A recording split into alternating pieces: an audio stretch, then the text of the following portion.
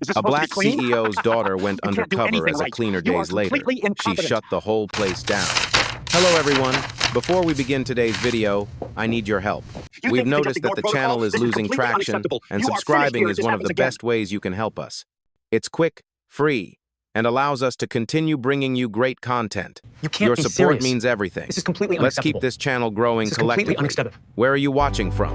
Drop your city or country in the comments below. Thank you very much. Now, let's get back to the story. The splash hit her before the laughter did. Ice-cold water crashed down the side of her face, soaking her curls, trailing through the collar of her red uniform. She didn't flinch, but the room did. A dozen heads snapped toward the sound, some in shock, others in amusement. In the center of the glass-walled boardroom, under the soft hum of the skyline, a man in a navy suit held the empty cup above her like a trophy. His grin was wide, performed, practiced. "Next time," he said, voice booming across the polished table, "try not to stand in the way while real work is happening." A few executives chuckled. One lifted his phone, recording openly, like her humiliation was part of today's entertainment package. Another whispered something behind a manicured hand, and the circle of quiet cruelty tightened around her. She stood still, water dripping from her lashes, rolling down her chin, trailing onto the floor she'd been ordered to clean. Not a single person moved to help her. Behind her, a junior analyst, young, hesitant, suit slightly too big, stared at the scene with a frozen, nervous half-smile. He wasn't laughing, but he didn't step in either. Not yet. The man who'd thrown the water leaned closer, lowering his voice but not his arrogance. "You cleaners always act like shadows," he murmured. "Try staying one." The room chuckled again. Flashbulbs of phone cameras blinked, and she breathed slow, steady, controlled. It wasn't the first time someone tried to shrink her into nothing. It wouldn't be the last. But today, she wasn't here to be small. She wiped a single drop from her cheek with the back of her hand, lifted her eyes, met his. His smile faltered barely, but she saw it. Before we continue, where are you watching from? Drop your city or country in the comments below. And if you believe in dignity and justice, hit like and subscribe. These stories spark change, and we're glad you're here. Now, back to her. She bent to pick up the broken cup at her feet, moving slowly, deliberately.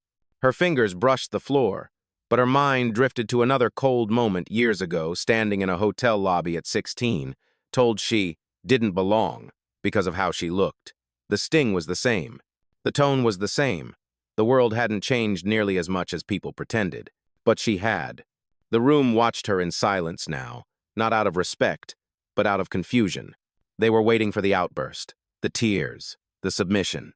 They didn't know they were looking at the daughter of the woman who owned this entire company. And today, she was here for a reason, hidden in plain sight, waiting for this exact moment, not to endure it, to document it, to end it. She straightened up, water still dripping onto the marble, and whispered barely loud enough for anyone to hear, "You have no idea what you just started." The room didn't reset after the splash. It lingered heavy, electric, like everyone was waiting to see if she would break. But she didn't. She simply stepped back, wiped her cheek with 2 fingers, and tightened her grip on the cleaning cart she'd pushed in only minutes earlier. From the outside, she looked like any young janitorial worker assigned to a high-profile executive floor. Red uniform, gray apron, name tag slightly crooked from a long shift, a pair of worn sneakers that squeaked softly on the marble. But she moved with a steadiness that didn't match the role she was hiding behind. She lowered her eyes, quietly rearranging the scattered papers the executives had accidentally knocked off the table. Behind her, murmurs rolled like slow thunder. "Unbelievable," one woman muttered with a smirk. "Recording this for the team chat," another whispered, raising her phone higher. "Bet she's gonna cry in the supply closet," someone near the window snickered. The man in the navy suit, the one who dumped the water, kept his triumphant grin. "This floor needs professionals," he said loudly, pacing like he owned the air itself. "Not distractions." A low ripple of laughter answered him, but she kept moving, calm, measured, eyes down yet seeing everything. A binder lay half open at the end of the table. She reached for it, placing the scattered sheets neatly inside. Behind her, the junior analyst from earlier watched her hands with growing discomfort. His eyes darted between her and the manager who'd humiliated her, then back again. His smile had fully faded now. He knew something was off. She felt his stare but didn't acknowledge it. Instead, she leaned forward to wipe a ring of spilled coffee off the conference table. The cloth moved in slow, controlled circles, so controlled it almost seemed deliberate. And it was. Every second spent in silence made the executives more uneasy. They expected fear, panic, pleading. But all they got was quiet competency, quiet defiance. The Navy suit scoffed. "Look at her," he announced to the room, "not even defending herself. That's the problem with people like—" He didn't finish. The analyst cut in, voice thin but audible. "Sir, maybe we should stop. She hasn't done anything wrong." A pin could have dropped. The manager turned slowly, the smile on his face sharpening. "You're new here," he said, tone condescending. "Let me give you a lesson." He pointed directly at her. "People like that stay in line. That's how this floor works." The analyst swallowed hard, regret flickering across his face as several executives nodded in agreement. She kept wiping the table. One slow stroke, then another. But inside, something clicked into place. They hadn't just exposed their prejudice. They'd exposed their culture, exactly what she came to document. She straightened up just slightly, just enough for the analyst to see the glint in her eyes, the tiniest signal. She wasn't here to endure this. She was here to end it. The tension didn't settle. It thickened, spreading through the boardroom like a slow leak of smoke. Every breath felt heavier, every glance sharper. She pushed her cart toward the far side of the room, collecting empty glasses and abandoned folders. The wheels rolled softly over the polished floor, but the murmurs behind her grew louder, bolder, now that someone had stepped out of line to defend her. "Unprofessional," one executive whispered. "She's making a scene just by standing there. Honestly, HR should have screened her better." The manager in the Navy suit, still riding the high of his cruelty, followed her movements with an arrogant tilt of his head. He crossed his arms, leaning against the table like her presence was an inconvenience to his afternoon. "She's deliberately dragging this out," he said to the room, loud enough to be heard. "Milking attention."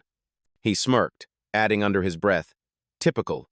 She reached for another glass, placing it gently in the cart. Then came the moment that changed the room. One of the executives, a woman with sharp eyeliner and sharper opinions, accidentally kicked over a stack of reports. Pages fanned across the floor at her feet. "Oh no," she said dryly, not even pretending it was an accident. "Clean that up, quickly." The others chuckled. Someone even applauded sarcastically. She crouched down, gathering the papers one by one. Her fingers moved calmly, but her chest tightened as another memory surfaced. Not a memory of humiliation, but a warning. Her father's voice, steady and firm. "If you ever see cruelty done casually, that's where the rot begins. That's where you look hardest." She inhaled slowly, steadied her hands, kept her head down. But she wasn't just picking up papers. She was counting faces, cataloging behavior, measuring the room's temperature like a silent auditor. The junior analyst shifted uncomfortably, his jaw tense as he watched the spectacle. He opened his mouth twice, trying to say something, but fear won. His gaze dropped to the floor. The manager caught the hesitation and scoffed. "You'll learn," he told the analyst, loud and patronizing. "People like her need instructions spelled out. Otherwise, they take advantage." He glanced at her again. "Sweep faster, you're holding everyone up." She stood slow, controlled, dignified, holding the stack of papers against her chest. For the first time, she spoke directly to him. Her voice was soft, barely above a whisper. "I'm not the one holding anything up." The room froze. Her tone wasn't defiant. It wasn't emotional. It was true in a way that made the manager's smile tilt into something colder. "Watch your mouth," he barked. "You're replaceable." She blinked once, calmly. He had no idea how replaceable he was. Before she could step away, another executive chimed in, the tall man near the windows, smirking with his arms crossed. "Hey," he said, half laughing. "Before she goes, make sure she wipes down the screen for us. We can't start the presentation with her fingerprints all over it." More laughter. She turned toward the monitor, walked over, lifted her cloth, and as the screen lit up to life, a small reflection stared back at her. Her own eyes, steady and sharp, surrounded by a room full of people who thought she was powerless. They had no idea. Power was recording every second of them. Power was walking quietly among them. Power was about to change the entire floor, and she wasn't done yet. The monitor's glow washed over her face, a soft blue reflection across her eyes. Behind her, the air shifted not loudly, not dramatically, but enough for anyone paying attention to feel it, and one person was. The junior analyst. He stood a few feet away, clutching a tablet to his chest like a shield. His fingers tightened, loosened, tightened again. His eyes bounced between her hands and the manager's smirk, like he was trapped in the middle of a moral quicksand. Finally, he cleared his throat. Barely. A sound so small it almost got swallowed by the murmurs. Excuse me, he said, voice thin. No one turned. He tried again louder this time. Excuse me. The room paused, only a little, but enough. The manager shot him an irritated glance. What now? The analyst swallowed, Adam's apple bobbing hard. I think we should check the system before we make assumptions. A few executives exchanged looks, confused and mildly annoyed. One woman rolled her eyes, another let out a small scoff. The manager stepped toward him, jaw tightening. Check. What system? He asked slowly. The analyst's hands trembled slightly as he unlocked his tablet. He navigated through several menus, HR access, personnel logs, floor permissions. Then he hesitated, glancing up at her as if asking for permission to continue. She didn't look back. She kept wiping the screen with steady strokes, but the slightest shift of her shoulders told him everything. It's okay. Look. He exhaled shakily and tapped into the internal employee database. A name flashed across the screen. Her name. Her file. But the field that stunned him wasn't her job title. It was the clearance tag attached to it. Executive-level internal access restricted tier. His heart kicked. That kind of clearance. No janitorial worker had that. No entry-level employee had that. Only corporate bloodlines, founders, or audit controller personnel did. He blinked fast, like he wasn't sure he was reading it correctly. Sir, he said, turning the tablet slightly, there's something you should see. The manager scoffed without looking. I don't need to see anything. She's staff. Staff is staff. But the analyst's voice cracked under pressure. This clearance isn't normal. It's way above ours. That got attention. Heads turned. Real concern flickered just a spark in a few faces. The manager marched over and snatched the tablet from the analyst's hands. Stop overthinking. It's probably a glitch. Oh. He looked down at the screen. Then his jaw clenched. The clearance code wasn't a glitch. It wasn't even ambiguous. It was higher than his. He locked the tablet and shoved it back into the analyst's arms so hard the young man nearly dropped it. You're mistaken, the manager hissed. That's confidential. You don't speak on it, ever. The analyst stiffened, breathing shallow. Sir, we can't just... Yes, we can, the manager snapped. And we will. The room fell silent again. Heavy. Watching. Waiting. Then the analyst made the first brave decision of the afternoon. He stepped toward her. Just one step. Enough for everyone to notice.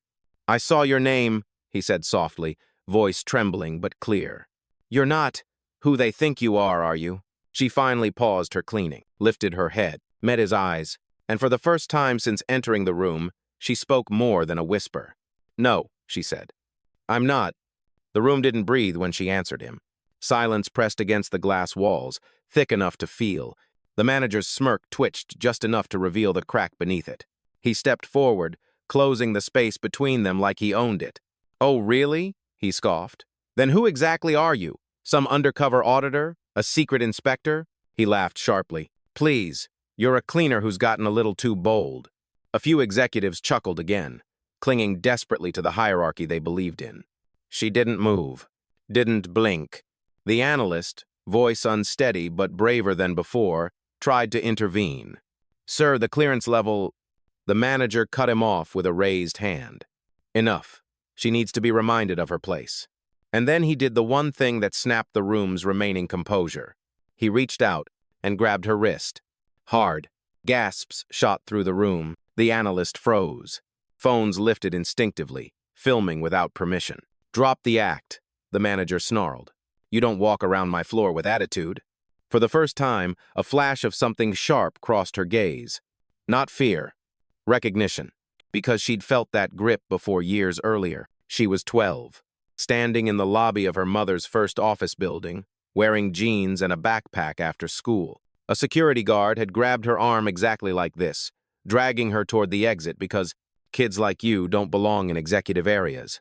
Her mother hadn't yelled, hadn't argued. She'd simply walked in, calm as a storm's eye, and removed the guard from employment within minutes. Her mother had told her afterward, Power doesn't shout, it remembers.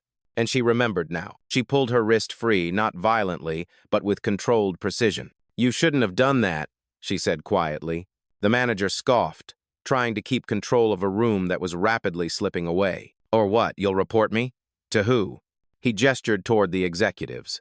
"No one here is going to take your side." Ali. A shaky one, because the analyst was already stepping forward again, because two executives had lowered their phones, uncertainty replacing arrogance, because the room was beginning to sense something, shifting something bigger than a janitor with attitude. She stood straighter than before. The droplets from earlier had dried on her uniform, but the insult still glistened in memory and meaning. "I came here to observe," she said, "and you've given me everything I needed." The manager rolled his eyes dramatically. "Oh, enough with the theatrics." But his bravado cracked when she reached into her apron and pressed two fingers to a hidden mic near her ear. Her voice was calm, even, deadly precise. "Begin Protocol A9, she said. "Document all actions in conference room 47B mark as priority." Every executive stiffened at the phrase. Protocol A9 was no small matter. It was a top-tier internal investigation trigger, something only a handful of people in the entire company could authorize. The analyst's eyes widened. He knew exactly what that meant. The manager didn't. Not yet. But the fear hit him anyway. What did you just activate?" he whispered. She turned toward him fully, her posture no longer meek, no longer small, no longer pretending. "The beginning," she said softly, "of the end." The words, "Begin Protocol A9" didn't echo. They landed, heavy and precise, like a judge's gavel no one saw coming. A few executives straightened instinctively, posture stiff, eyes darting toward one another. Protocol A9 wasn't a rumor. It was the kind of internal audit whispered about in elevators and behind closed doors. The kind that shut down whole departments. The manager swallowed, but he tried to mask it with a forced laugh. "Oh, come on, what protocol? What authority do you think you have?" She didn't answer him. Her gaze stayed forward, steady, as if she were listening to someone no one else could hear. Because she was. A faint voice responded through the tiny mic in her ear, her father's executive assistant, calm and razor-sharp. "Protocol A9 confirmed. Compliance is en route. CEO notified. Timestamp initiated." She nodded once. The analyst saw her subtle movement, and his breath caught. She wasn't bluffing, not even close. The manager stepped back, suddenly unsure. His eyes scanned the room, looking for support. But all he saw were executives shrinking into their chairs, pulling their phones close, pretending not to be involved. "Don't just stand there," he barked at the analyst. "Shut down whatever she triggered." The analyst shook his head, trembling. I can't override that level. That's above director tier. Above your tier." The room grew colder. The manager's face tightened. He turned back to her. "What game are you playing?" he demanded. She finally looked at him, really looked at him. And for the first time, he saw the truth behind her eyes. Not fear, not submission. Authority. "I'm not playing anything," she said softly. "I'm documenting." A nervous whisper rippled across the room. One executive leaned toward another. "A&E requires corporate clearance. Only family-level leadership can request it." "Who is she?" The manager snapped. "Stop speculating. She's a cleaner." But even he didn't sound convinced anymore. The analyst gathered what little courage he had left and stepped closer to her. His voice was low, meant only for her. "Do you need help?" She gave him the faintest nod, acknowledging him without giving anything away. Then she reached into her apron pocket and pulled out a slim black tablet encased in reinforced graphite, the kind only high-level internal controllers used. The room exhaled sharply. She tapped the screen once. Instantly, a chime rang from the overhead system. "Compliance security notified. Audit personnel arriving in 3 minutes." Executives stiffened. Someone cursed under their breath. A chair scraped backwards as one woman instinctively tried to leave, only to freeze when she realized doing so might make her look guilty. The manager's voice cracked. "You're causing chaos. You don't have the power to—" She cut him off with a quiet finality. "You grabbed me. You humiliated me. You set the tone in this room." She stepped closer, not confrontational, but unshakably composed. "And now," she said, "the company will see exactly what that tone looks like." The manager's face drained of color. Who the hell are you?" he whispered. She didn't answer. Not yet, because the doors behind them were already beginning to open, and the sound of polished shoes entering the boardroom signaled the moment everything would change. The glass doors slid open with a muted hiss, and the room reacted like a single organism struck by cold air. Heads snapped toward the entrance, backs straightened, phones slipped quietly into pockets. All pretense evaporated under the fluorescent lights. 3 members of corporate compliance stepped inside black suits, embossed badges, tablets already recording. Their presence didn't feel like an interruption. It felt like an ending. The manager stiffened first.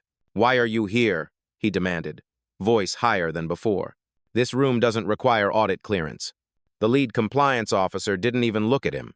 His gaze went straight to her, the girl in the red uniform, cloth still in hand, posture unbroken. "Protocol A9, the officer said calmly, "triggered from this room. Identify the issuer." The manager barked a laugh that didn't sound like a laugh at all. "She's the issuer? Her? Are you kidding me?" The analyst flinched. Several executives shrank. She didn't react. Instead, she placed the cloth neatly into the cleaning cart, wiped her damp hands on her apron, and stepped forward just once close enough for the officers to see her clearly.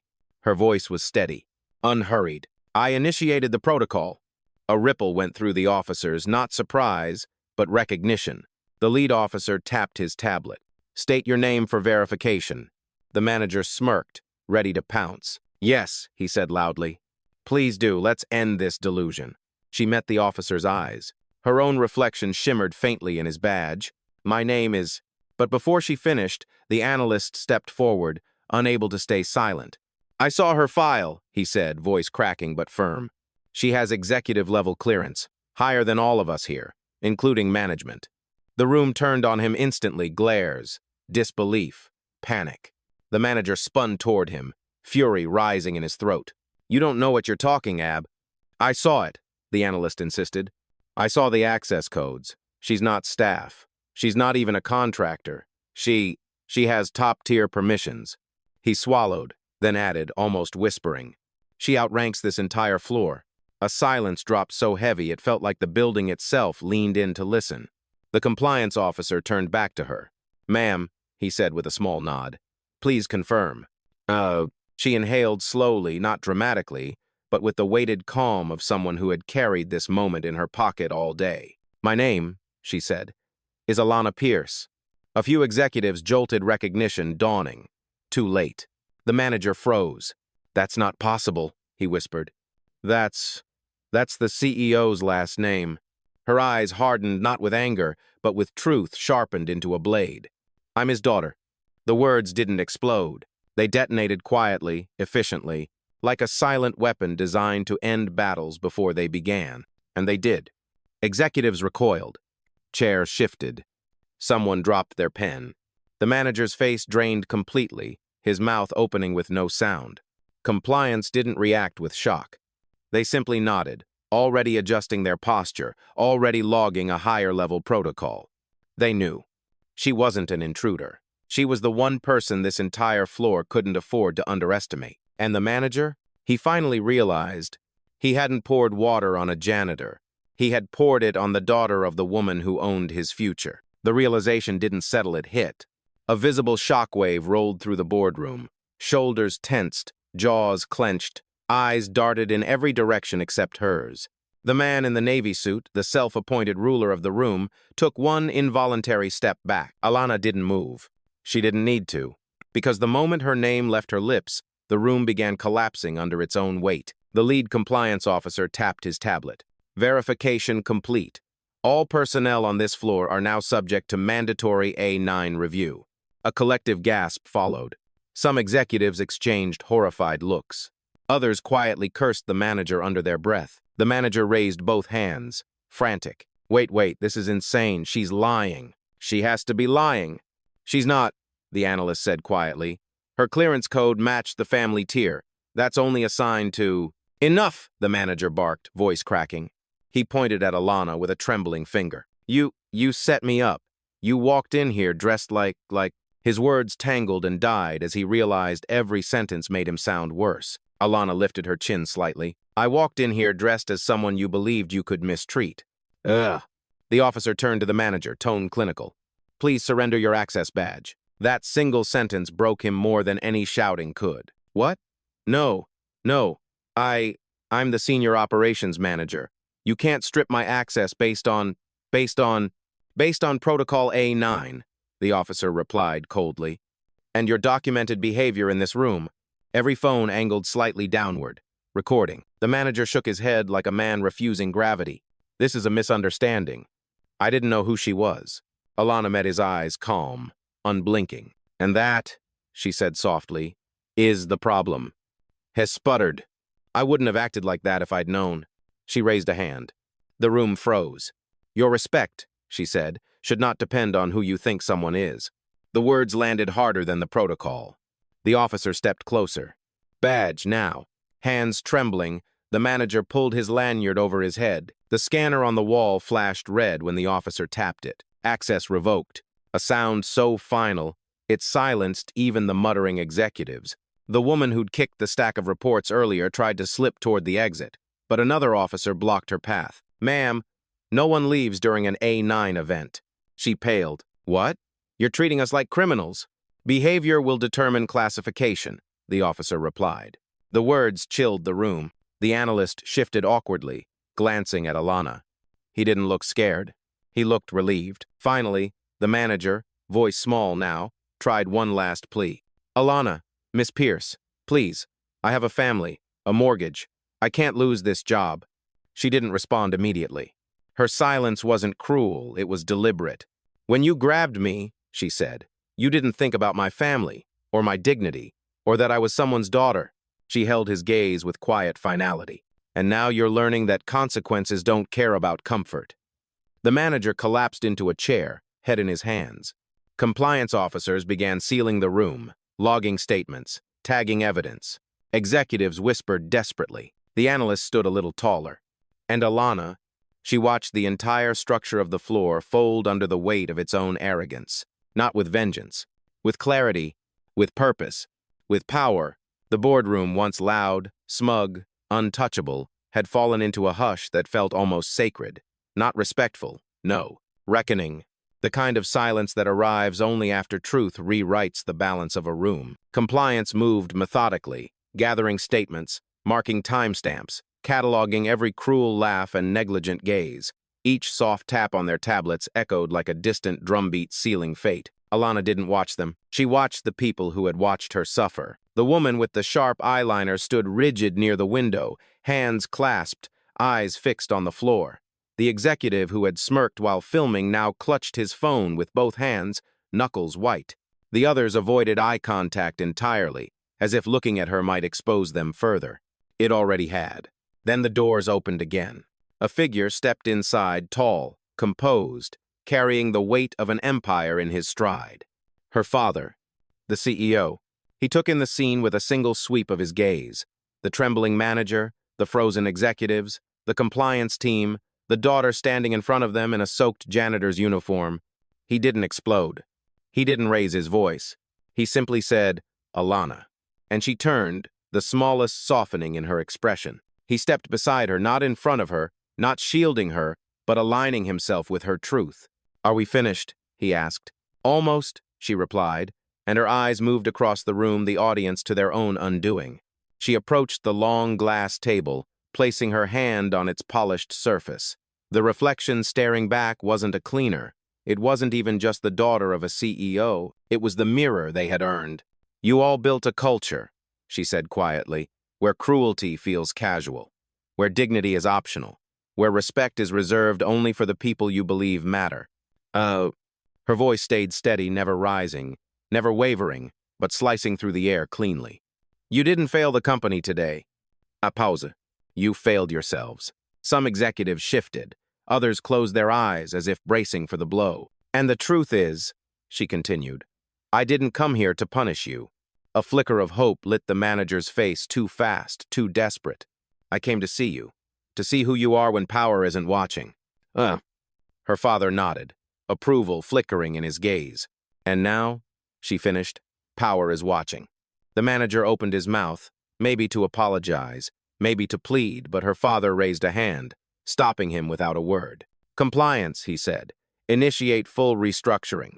Begin with management.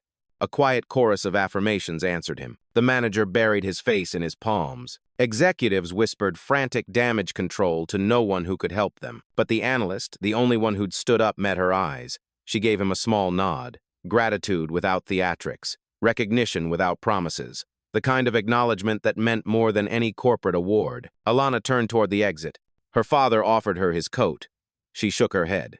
She wanted to walk out exactly as she'd walked in. Uniform damp. Hands steady, spine unbroken. At the doorway, she paused and looked back one final time. Her words dropped gently, but the room felt the weight of every syllable. "I didn't raise my voice today," she said. "I raised the standard."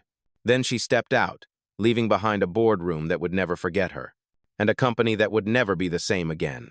The hallway outside the boardroom felt different, brighter somehow, as if the building itself exhaled the moment Alana crossed the threshold.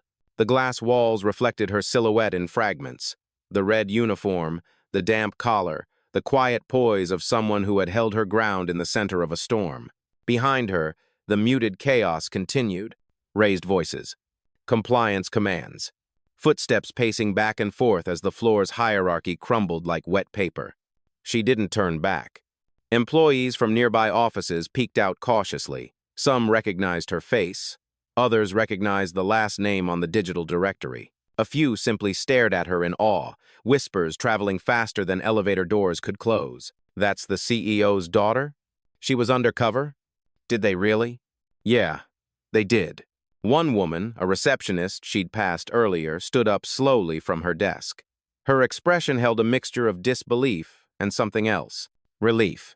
"You didn't have to go through that," the receptionist said softly.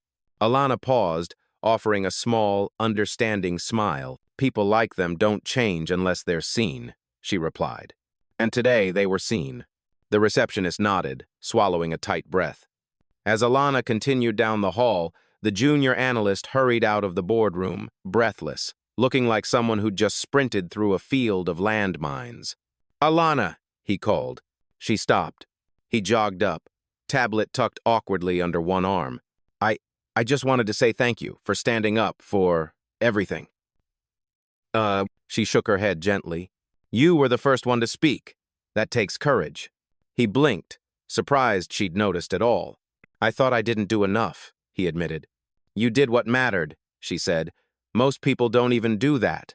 His shoulders eased for the first time that day. Will everything change now?" he asked.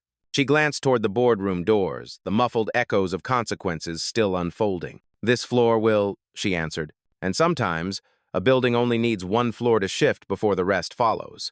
The analyst smiled, a real one this time. Alana gave a final nod and walked toward the executive elevator, leaving behind the ruins of an old culture and the blueprint of a new one. Quietly, purposefully, powerfully, word didn't spread through the company. It erupted. By the time Alana stepped out of the executive elevator into the main lobby, employees were already gathered in clusters, some whispering urgently, others glued to their screens replaying clips from the boardroom. Even without context, the footage made the truth unmistakable. The uniform, the water, the arrogance, the moment she spoke her name. The moment the floor shifted, security guards stiffened when they recognized her. Not out of fear, out of respect. A few nodded subtly.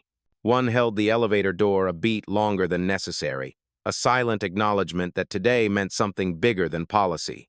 Near the reception desk, two interns sat frozen with wide eyes, watching a replay loop on one of their phones. "That's really her? The CEO's daughter?" She didn't yell once. No, she didn't have to. Their awe washed through the room like an upward draft, lifting morale in places that rarely felt warm. Across the lobby, a senior HR director nearly dropped her stack of folders upon seeing Alana approach. "Miss Pierce, I had no idea you were on site today." "That was the point," Alana replied simply. The HR director exhaled, flustered. "We've received immediate directives from compliance, mandatory culture review, floor audits, management replacements. Everything is moving very fast." "It should," Alana said. Her tone wasn't sharp, just firm. A calibration of standards. She walked past the director toward the glass entrance where the city skyline shimmered, each window pane catching faint reflections of an empire under renovation. Behind her, The automatic doors slid open, and a woman hurried up someone from housekeeping, still in uniform. She hesitated, then spoke in a tentative voice. "What you did today," she whispered, "it mattered, for all of us." Alana paused this time, letting herself smile, a real one that softened the steel in her posture. "I didn't do it alone," she answered. "Everyone who saw something wrong and felt something, that's where change starts."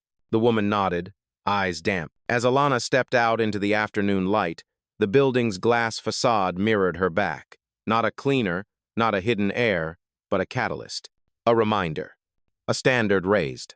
And the first quiet tremor of a culture finally waking up. The city air felt different outside, cooler, sharper, as if even the wind understood something had shifted. Alana paused at the foot of the marble steps, watching people move through the plaza with the same unbothered rhythm as every other day. They had no idea that a floor 30 stories above them had just cracked open and been rebuilt in real time. And maybe they didn't need to, because the change wasn't meant to be loud. It was meant to last. Behind her, the building's revolving doors spun steadily, carrying employees out into the afternoon, some shaken, some reflective, some walking with a new kind of awareness in their stride. A few glanced at her with quiet gratitude. One mouthed, "Thank you." Another simply nodded with the weight of someone who'd finally been seen. Alana lifted her face toward the sunlight. Her father stepped out beside her a moment later. "You handled today with grace," he said. "No," she replied softly. "I handled it with intention." He smiled, a small one, proud in the way only a parent could be.